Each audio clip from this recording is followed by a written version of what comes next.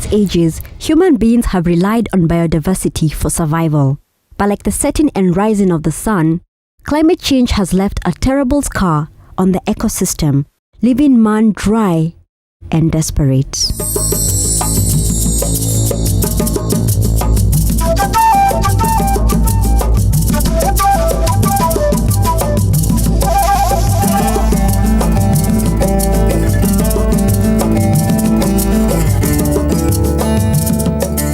This is the Tana River, Kenya's longest river flowing over 700 kilometers.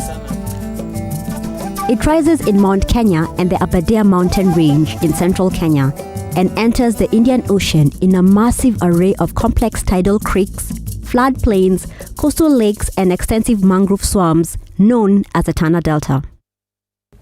Its rich biodiversity plays an important role in supporting the livelihood and well-being of the local communities around it.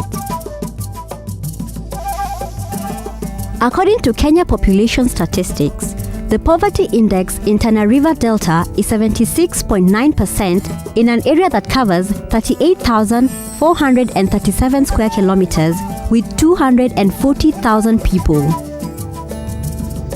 The major ethnic community in Tana River County are the Pokomo, Orma, and Wardei, and other small ethnic groups. These communities raise livestock, fish, or cultivate on the seasonally fertile floodplains where the river spills fresh water into their fields with the tidal flow. However, the changing climate is jeopardizing the delta's water balance. Pressure on the Tana's water resources endangers livelihoods of the local people, the biodiversity of its wildlife, and the ecosystem services that the delta provides. Saa hii tunategemea delta sana wakati jua imewaka zaidi, na delta akona nyasi, akona maji mzuri na nyasi akonaye. Kuna wakati delta inajaa maji, hayo maji inakuja inatufikia karibu kabisa. Basi wakati hiyo hatuna budi, hatuwezi tukategemea delta. Tunategemea hii ambapo sehemu tunasema ni balo, sisi tunasema balo, sehemu ambapo tunalima. Ya janga la climate change, changamoto mojawapo ni ya mafuriko, floods, ambao hizi floods siku hizi zinatokea si venye tunatarajia. You might expect floods maybe in November, na hii floods abruptly unaona mtu umefurika imekuja tu kutoka in April, while people are not prepared maybe to leave the place. So ikiingia hivyo inaleta madhara. Ardhi ndio hapati ile rutuba ya zamani, kwa sababu wakiondoka ile ng'ombe zikiondolewa, ile ng'ombe wakiondoka ilikuwa ardhi inabaki peke yake. Lakini sasa hii kwa sababu wengi ya binadamu na wanyama, ardhi hakuna siku moja inakaa tupu.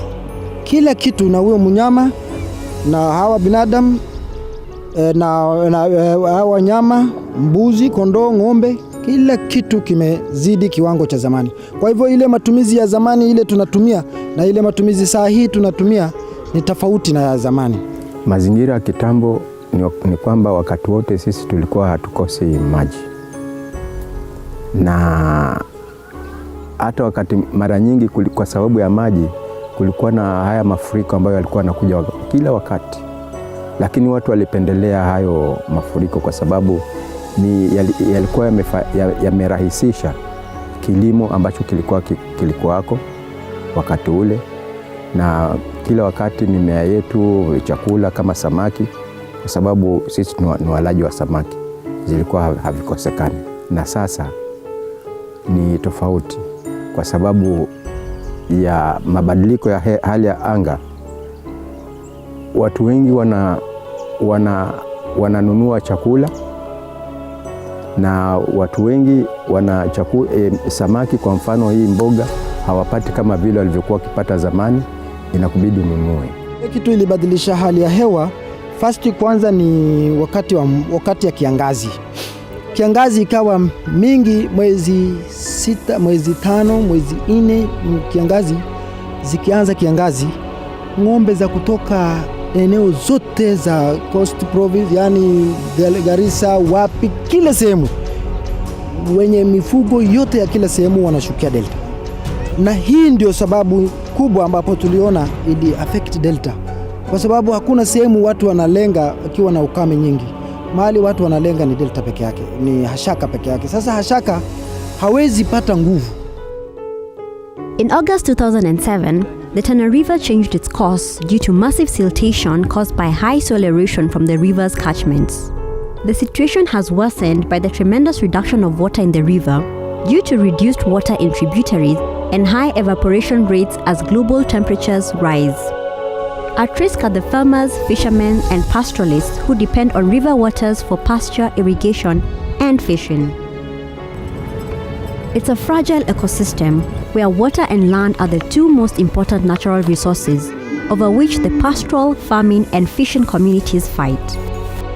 In September 2013, there was a flurry of stories about brutal mass killings in clashes between the Pokomo and Orma communities over water and land in Kenya's Tana River County. The conflict between the Pokomo and Orma communities may seem a simple thing that perhaps requires better land laws and regulations, but given the environmental and demographic changes at the heart of the region's water and land scarcity, it's actually a very complex problem and involves changing people's way of life. Ukifuga nyuki, hata kama kuna upungufu wa maji, hao nyuki wataweza kufanya kazi, kwa sababu hapa kwenu kuna mitaro ambayo inapitisha maji na kuna miti ambayo imepandiwa hapo kando kando inapata maua. In 2013, a program was initiated that sought to improve livelihoods of 6 villages surrounding the Tana River Delta. The main intervention strategy was through agricultural training. The Farmers Field School was one of the approaches that proved to be successful. Farmer Field School allows farmers to carry out activities that involve simple experiments, regular field observations, and group analysis. The knowledge gained from these activities enables participants to make their own local specific decisions about crop management practices. Tumezoea nyumba zetu, tunajenga na miti na udongo, fito, manyasi, na kama ile miti hatutakata ili tujenge nyumba zetu, sisi tutajenga nyumba na nini? Sasa hatukatazi kukata miti, lakini kile ambacho tunaeleza jamii ni mkate miti na muitumie ile misitu katika ile njia endelevu, ile njia sustainable ambayo ukikata leo pia ujue kesho utahitaji miti. Sisi hapa hewani tuko na mimea ambayo hupanda wakati hii hali ya anga inabadilika, na mimea yenyewe ni kama hii pojo, na tunapanda pojo kwa sababu ni mmea ambao hauhitaji maji mengi.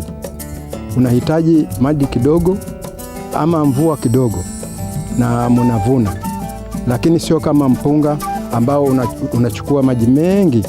Na kwa sababu hali ya anga imebadilika siku hizi, sasa ni mmea kama pojo, mmea kama watermelon, na ni mimea kama hii cassava na kadhalika.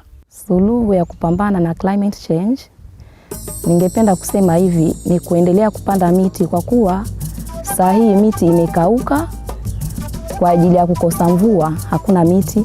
Hivyo tukipanda miti tutakuwa tumefanya vizuri, manake hiyo miti itatusaidia pia, tutapata mvua. Tuliamua kufanya ukulima kwa sababu tuliona kwamba hii mabadiliko ya hali ya anga, ile matarajio yetu kwa wanyama si kama vile awali. Sasa tumeona kuliko kukaa tu hivi na ngombe wenyewe hawana kitu ya kula, sasa tumeona afadhali tufanye ukulima ili tuweze kujisaidia. Pastoralists have got into farming. Yeah, some of them are doing farming. Some of them have established some small-scale businesses, and even fishermen as well. But the fishermen, that's why we've introduced the fish farming project as a demonstration, maybe to show them that instead of depending on capture fisheries, they can even do the fish farming to earn their living. Farmers, due to climate change, I think they are now using the lake water maybe to do some small-scale irrigations, things of that sort they are doing at the moment. To find a lasting solution, two things need to be addressed. One, the Orma have to embrace agriculture and diversify their source of livelihoods, and the Pokomo need to adapt to modern agricultural techniques.